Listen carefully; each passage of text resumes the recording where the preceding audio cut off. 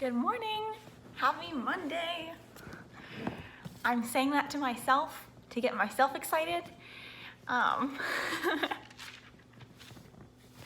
It feels like a Monday. Yesterday felt like a Saturday, and now it feels like, how is the week starting? What are we gonna do?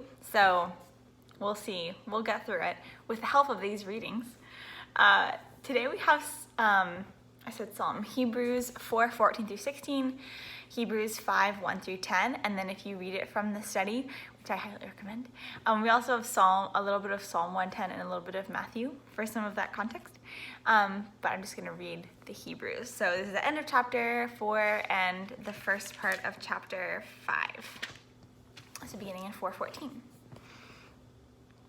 Jesus, compassionate high priest. Therefore, since we have a great high priest who has passed through the heavens, Jesus, the Son of God, let us hold fast to our confession. For we do not have a high priest who is unable to sympathize with our weaknesses, but one who has similarly been tested in every way, yet without sin.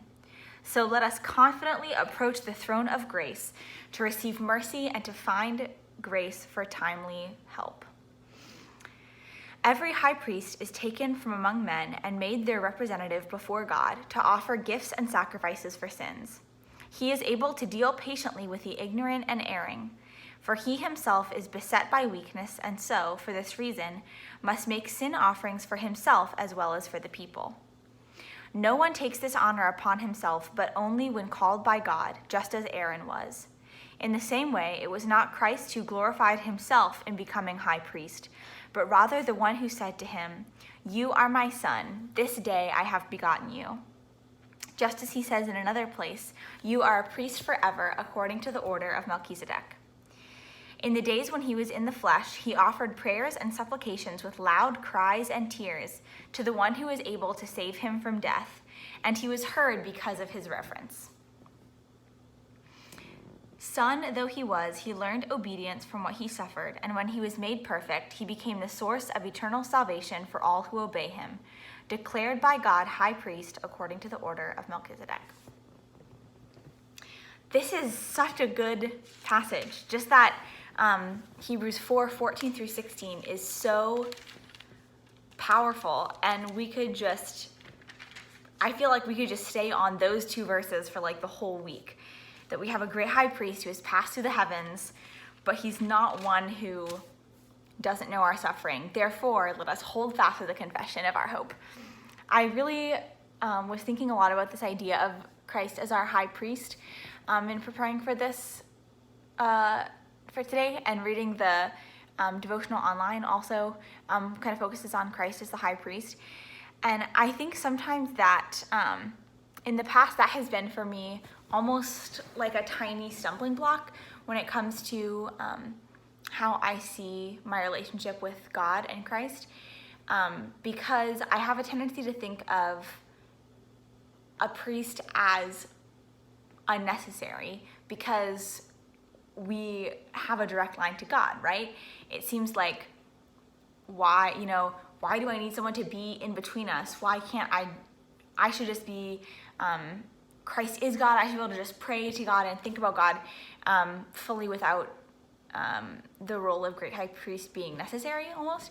But I think it's important. I was thinking on our run this morning how important it is to remember where we came from and how important Christ's office of high priest is because of that. And so if we look at it just from the perspective of our time and our people and the new covenant that we have, then it seems like a high priest isn't necessary. But Christ's office of high priest is the only reason that covenant exists, and the only reason that we can talk to God directly. We were in a place of, there's no way for us to get to God. We need a human high priest to, somehow get us close. And now we're in the place of Christ has come as the great high priest, the last one, the only one needed. And because of him and through him, completely through him, now we can get to God. Now we can talk directly to God in prayer and know that it's heard, and know that we can just come before the throne of grace with boldness. That verse is one of my top 10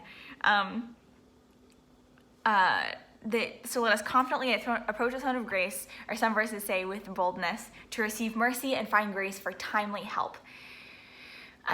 Saying to us that God wants us to come to him. God is available to us all the time whenever we need it. His grace is there. His grace is sufficient. We can come to it because of the high priest that is Christ, because of him. And I also love this. I was kind of struck by just now rereading it, this verse, this beginning of the kind of verses 1-5 of chapter 5, talking about the high priest being appointed. In this verse it says, in the same way, it was not Christ who glorified himself in becoming high priest, but rather the one who said to him, you are my son, this day I have begotten you. What a wonderful, amazing, fantastic, and shocking thing for God to want to emphasize to us that Christ is God and is the most glorified and also the most perfectly humble you could ever imagine. You know, he's the only one capable of going between God and us, and he's the only one able to be that gate and be the way for us. And yet, even because of that, he didn't glorify himself. He had no desire to. God did it for him. That relationship of between Christ and the Father is so beautiful and so striking to us, and something that we so need to emulate. That level of comfort and intimacy with God the Father, and also of complete trust and complete abandon to him, because we can trust that, because Christ knew that he could trust that God will always come through. When the glory is needed, God will provide the glory, right? It's just like the lamb. Like when Christ needed to be glorified, God glorified him by calling him son. And that's the same kind of care and attention and knowledge of us that he has. So read the rest of these verses if you have time, and let me know what you think of Christ, your great high priest.